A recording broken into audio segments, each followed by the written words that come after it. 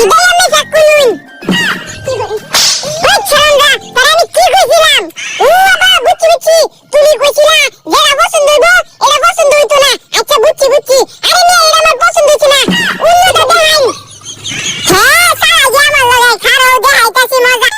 কোনটা নিবা কও সুন্দর সুন্দর কালেকশন এই দেখো কোনটা বার হতাম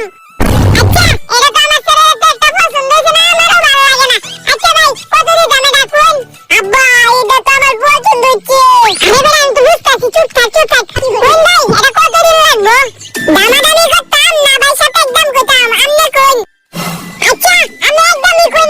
কোন সকালবেলা হগলে দোয়ান বলছি দামাদামি করতাম না দাম আছে 900 আমনে 800 দিয়ে আলাইন